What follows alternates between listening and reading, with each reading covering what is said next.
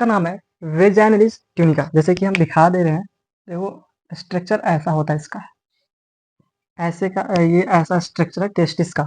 तो टेस्टिस का सबसे बाहर का जो लेयर है, सबसे बाहर लेयर है, प्रोटेक्टिव होते हैं, टेस्टिस को प्रोटेक्ट करता है, जिसका नाम है, इसका नाम है वेजाइनलिस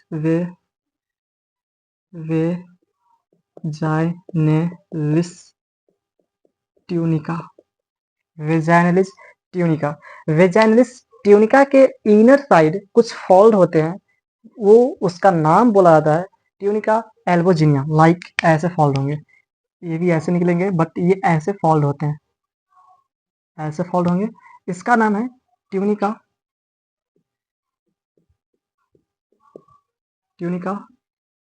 एल्बो एल्बोजिनिया एल्बोजेनिया ट्यूनिका एल्बोजिनिया। ठीक, ट्यूनिका ट्यूनिका एल्बोजिनिया के सबसे, और इसमें ये बात है कि ये जो आप देख रहे हैं इसके बाहर ट्यूनिका एल्बोजिनिया एंड वेजाइनली ट्यूनिका के मिडिल पार्ट में कुछ स्पोर होते हैं। ये स्पोर जो है ना, कुछ वर्क है इसका, बताएंगे बाद में, बट अभी यहाँ देखिए कि टेस्टिस का सबसे बाहर लेयर होता है वेजाइनलिस ट्यूनिका, उसके इनर साइड होता है ट्यूनिका एल्बोजिनिया।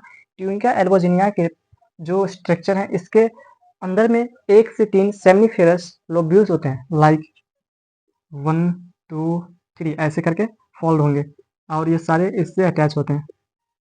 फिर इसमें भी 3 होंगे ऐसे, 1 2 3, फिर इसमें भी लोब्यूल्स होंगे और ये अटैच होंगे।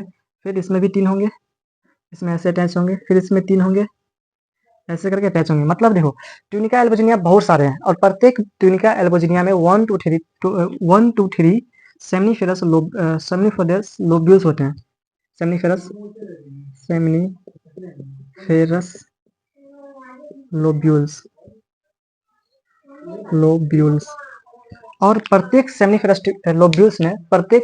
लोब्यूल्स में 1 से 3 सेमिनिफेरस ट्यूब्यूल्स होते हैं। देखो लोब्यूल्स है वो लोब है, जैसे कि ये जो देख रहे हैं ये लोब है, ये जो देख रहे हैं 3 जहां 3 है वो लोब है। ठीक, बट ट्यूब्यूल्स होता है कि इसमें क्या फॉर्म होंगे, ट्यूब्यूल्स जब फॉर्मेशन का शो करता है, तो प्रत्येक जो कितने प्रत्येक ट्यूनिका एल्बोजिनिया में 1 2 3 क्या होते हैं, सेमिनिफेरस लोब्यूल्स होते हैं। और प्रत्येक सेमिनिफेरस लोब्यूल्स में, प्रत्येक सेमिनिफेरस लोब्यूल्स, ये जो सेमिनिफेरस लोब्यूल्स है, प्रत्येक सेमिनिफेरस लोब्यूल्स में 750 टू 1000 सेमिनिफेरस ट्यूब्यूल्स होते हैं। सेमिनिफेरस, ये हो गया सेमिनिफेरस लोब्यूल्स, यानी ट्यूनिका एल्बोजिनिया के अंदर 1 2 3 सेमिनिफेरस लोब्यूल्स होते हैं, और प्रत्येक सेमिनिफेरस लोब्यूल्स में 750 से 1000 सेमिनिफेरस ट्यूब्यूल्स होते हैं। लोब्यूल्स के अंदर ट्यूब्यूल्स होते हैं, लोब्यूल्स का संख्या 1 2 3, ट्यूब्यूल्स का संख्या 750 से 1000, यानी 750 टू 1000। ठीक, तो ये हो गया स्ट्रक्चर। तो थोड़ा सा एक डायरेक्शन भी दिखा देते हैं ना, डायरेक्शन एक्चुअल में होता कैसे है, तो चलिए दिखाते हैं डायरेक्शन।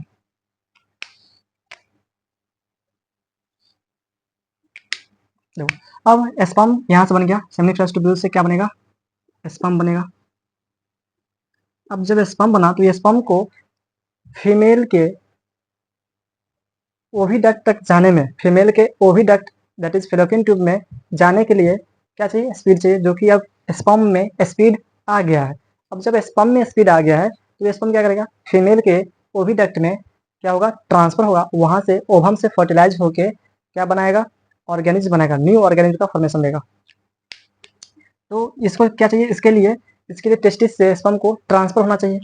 तो सबसे पहले कहाँ ट्रांसफर, जैसे मान लो कि सेमिनिफेरस ट्यूब्यूल्स में स्पर्म बन गया, सेमिनिफेरस ट्यूब्यूल्स से स्पर्म निकलेगा, तो सबसे पहले इस ये एक फोल्ड होता है, एक झालीदार एक संरचना होता है, जिसको रेटे टेस्टिस बोला जाता है, रेटे टेस्टिस।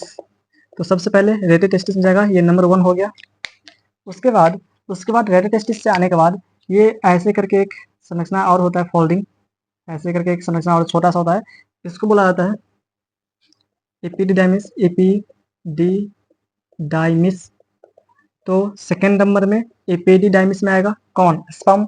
फिर स्पर्म एपिडिडाइमिस में आने के बाद फिर यहाँ से ट्रांसफर होगा, और ट्रांसफर होके आ जाएगा यहाँ एक नल में, ये एक नली है, ये क्या है, एक नली है, इसमें स्पर्म आ जाएगा, इसमें स्पर्म आ गया है, तो इस नली को बोला जाता है वास इफरेंसिया, वास इफरेंसिया।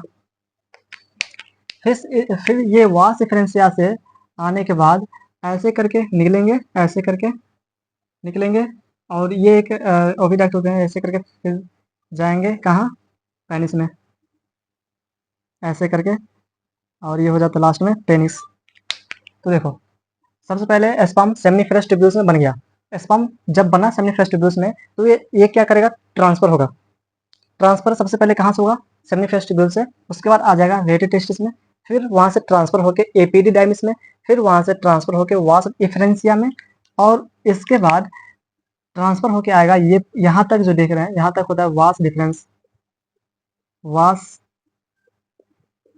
डिफरेंस, तो वास डिफरेंस में आएगा। अब देखो, जब वास डिफरेंस में आया तो उसके आगे आने के बाद यहाँ एक फूला हुआ संरचना होता है, इसको बोलता है एम्पुला। तो अब स्पर्म एम्पुला रीजन में भी आएगा। अब एम्पुला रीजन में आने के बाद एक डक्ट होता है, एक डक्ट होता है आगे, ऐसे करके, ऐसे करके डक्ट होता है।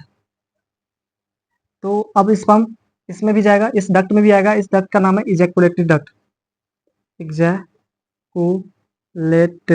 डक्ट। तो इस इजैकुलेटरी डक्ट में भी आएगा। अब इस इजैकुलेटरी डक्ट से जब स्पर्म निकलेगा तो प्रोस्टेट ग्लैंड में जाएगा, जो कि हम पिछले वीडियो में एक्सप्लेन कर दिए हैं, समझा दिए हैं। और इसके बाद आ जाएगा पेनिस में। ये क्या है, पेनिस है, ये क्या है, ह्यूमन का पेनिस है, मेल पेनिस। पेनिस किस में होता है, मेल में। तो स्पर्म पेनिस में आ गया। अब जब पेनिस में आया तो ये स्पर्म पेनिस से ट्रांसफर होके फीमेल के ओविडक्ट में जाएंगे, फीमेल के यूट्रस के ओविडक्ट, फेलोपियन ट्यूब में एम्पुला रीजन में जाएगा। एम्पुला रीजन में फर्टिलाइजेशन साइट है, फर्टिलाइजेशन साइट क्या है, एम्पुला। तो वहां पे जाके ओवम से फर्टिलाइज होगा, न्यू ऑर्गेनिज का फॉर्मेशन करेगा, डेवलपमेंट करेगा। तो अब चूंकि बात की है सेमिनिफरस ट्यूब्यूल्स की, तो सेमिनिफरस ट्यूब्यूल्स के बारे में जान लेते हैं।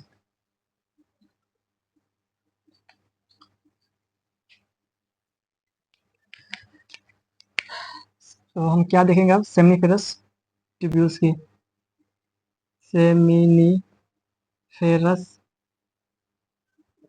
ट्यूब्यूल्स। सेमिनिफरस ट्यूब्यूल्स के हम स्ट्रक्चर की बात करें तो सेमिनिफरस ट्यूब्यूल्स के स्ट्रक्चर में सबसे पहले देखिए, ये ऐसा स्ट्रक्चर है सेमिनिफरस ट्यूब्यूल्स का, जिसका सबसे पहला स्ट्रक्चर जो है आउटर लेयर जो होता है सेमिनिफरस ट्यूब्यूल्स का आउटर लेयर, जिसका नाम है tunica propria, propria, tunica propria. Tunica propria के अंदर बहुत सारे फोल्डेड होते हैं, ऐसे करके फोल्डेड होते हैं,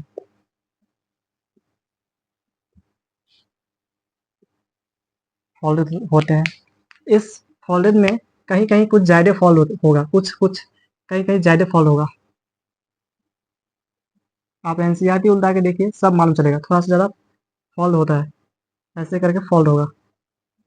तो इस ट्यूनिका प्रोपेरिया के अंदर जो है जर्मिनल एपिथेलिया, ये पूरे जो देख रहे हैं फॉल्ड, पूरा फॉल्ड हो गया आपका germinal epithelia, germinal epithelia, epithelia.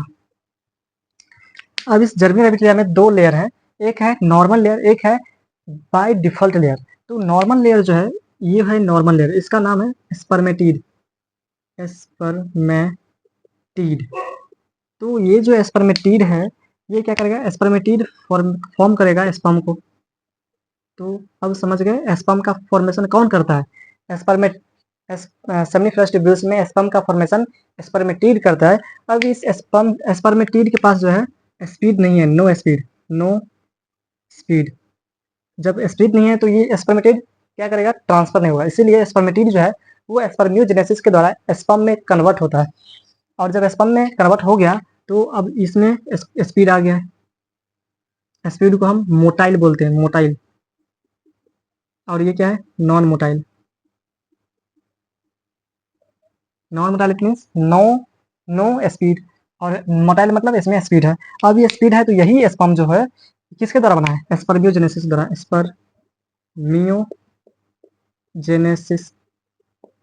Spermiogenesis के द्वारा स्पर्मेटिड स्पर्म में कन्वर्ट हुआ। अब ये स्पर्म क्या करेगा, यहाँ से निकलेगा, वही बात है ना। ये हो गया आपका जर्मिनल एपिथेलिया। जर्मिनल एपिथेलिया में क्या है, सबसे पहले स्पर्मेटिड है। जर्मिनल एपिथेलिया में सबसे पहले स्पर्मेटिड है। उसके बाद ये जो आप बाय डिफॉल्ट देख रहे हैं स्ट्रक्चर, इस स्ट्रक्चर का नाम होता है नर्स सेल, और इसको बोलता है सर्टोली सेल। सर्टोली सेल, इसका दो नाम है, नर्स सेल, सर्टोली सेल। यहीं पे इसका फंक्शन लिख लीजिए, क्या नर्स सेल और सर्टोली सेल्स दो तरह का hormone, two types of hormone secrete करता है।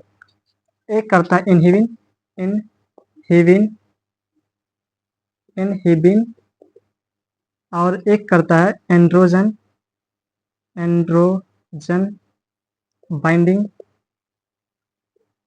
Androgen binding protein. दो तरह के हार्मोन सेक्रेट किया, कौन, nurse cell, Sertoli cells. Inhibin का वर्क क्या है, इसका वर्क है गोनाडोट्रोपिन। इसका काम है गोनाडोट्रोपिन रिलीजिंग हार्मोन को स्टॉप करना, इसको स्टॉप करना।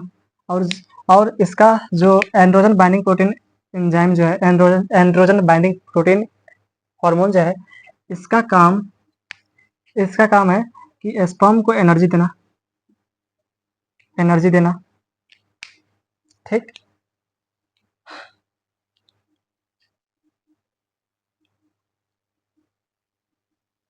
नोट करते जाइएगा।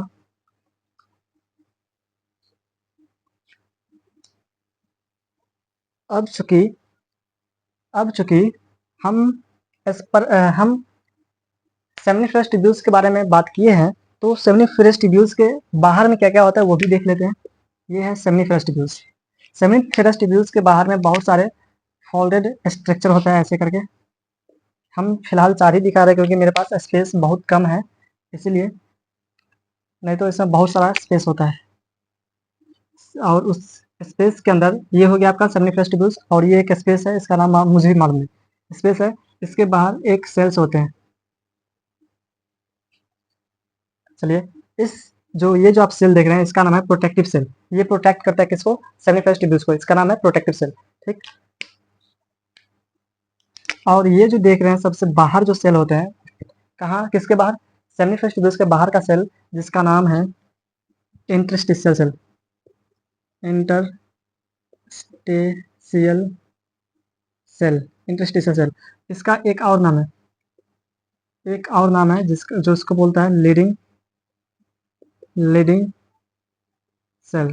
तो ये इंटरस्टिशियल सेल भी नाम है इसका, लीडिंग सेल भी काम है। दोनों का फंक्शन क्या है, दोनों का वर्क क्या है, दोनों का वर्क ये है कि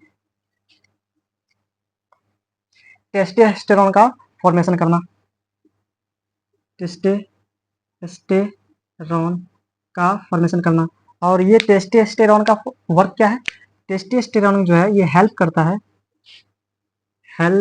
है स्पर्मेटोजेनेसिस में, स्पर्मेटोजेनेसिस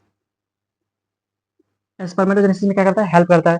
जब स्पर्मेटोजेनेसिस में हेल्प करेगा तो स्पर्मेटोजेनेसिस के द्वारा क्या बनेगा, स्पर्म बनेगा। सबसे पहले तो स्पर्मेटिड बनता है, फिलहाल हम बता दिए हैं इसलिए हम स्पर्म बना दिए, स्पर्म बन गया। एक चीज और देख लो, ये लीडिंग सेल्स देखो, ये जो है सेमिनिफरस ट्यूब्यूल्स के बाहर का जो नाम है उसको रियल में इंटरस्टिशियल सेल बोलता है, बट ये लीडिंग सेल इसलिए इसको बोला गया है क्योंकि देखो हमारे पास क्या है, हाइपोथैलेमस ब्रेन है, हाइपोथाइलेमस ब्रेन। इस हाइपोथैलेमस ब्रेन जो है, ये हाइपोथैलेमस ब्रेन क्या करता है, गोनाडोट्रोपिन रिलीजिंग हार्मोन को सीक्रेट करता है। और ये गोनाडोट्रोपिन रिलीजिंग हार्मोन इस लीडिंग सेल को क्या करता है, सीक्रेट करता है। अब देखो, ये जो लीडिंग सेल है इसका भी फंक्शन है टेस्टोस्टेरोन का बनाना, और इंटरस्टिशियल सेल का भी वर्क है किसको, टेस्टोस्टेरोन को बनाना, इसीलिए दोनों का नाम सेम दे दिया गया है। चलिए बढ़ते हैं आगे। तो साथियों देखिए, आज मुझे बहुत ज़्यादा मेहनत करना है, तो मुझे एक गुजारिश है, आपसे एक हेल्प है, और वो हेल्प ये है, प्लीज़ प्लीज़ प्लीज़ मेरे वीडियो को जितना हो सके लाइक शेयर कमेंट जरूर कीजिएगा, क्योंकि इस वीडियो को बनाने के लिए मुझे 3 बार पापा बेलना पड़ा है। इसका मतलब ये हुआ कि 3 बार रीड करना पड़ा, तब जाके मैं खुद समझा हूँ और फिर जाके मैं खुद स्टडी कर रहा हूँ। देखो कोई भी वर्ड है ना, आप जब कोई वर्ड छोड़ दीजिएगा तो थोड़ा-सा समझ नहीं आएगा। आप कैसे इसको डिफाइन करना है, कैसे समझाना है, ये भी समझ नहीं पाइएगा। ठीक है, फिलहाल हम परेशान हैं, गर्मी भी कुछ ज़्यादा है, तो इतना हेल्प कर सकते हैं कि मेरे लिए एक लाइक, एक शेयर, एक कमेंट करना कर दीजिएगा। देखिए अगर एक ह्यूमन, एक आदमी एक लाइक से कमेंट करता है तो वीडियो में व्यूज़ आ रहा है फिलहाल 100 प्लस आ रहा है। तो सोच लीजिए कि एक आदमी एक लाइक से कमेंट किया तो उसने हो गया 100 कमेंट्स लाइक। इसका मतलब ये है कि 100 आदमी को फिर वो देखेगा, फिर वो 100 को देखेगा। ग्रुप को एक्सप्लोर करने में एक मेन तरीका है शेयर, कमेंट, लाइक, सब्सक्राइब। ये एक मेन फंक्शन है जो कीजिएगा तो आपका ग्रुप जो है बड़ा होगा, एक्सपेंड होगा, एक्सप्लोर होगा। तो मुझे एक आग्रह है कि इनकी वीडियो इन होने के बाद प्लीज़ एक लाइक तो कर सकते हैं। स्टार्टिंग में आपने लास्ट में कर सकते हैं, मेरा मेहनत देख के आपको मिल रहा था। लाइक, शेयर, कमेंट एंड मिलते हैं नेक्स्ट वीडियो। तब तक के लिए जय हिंद।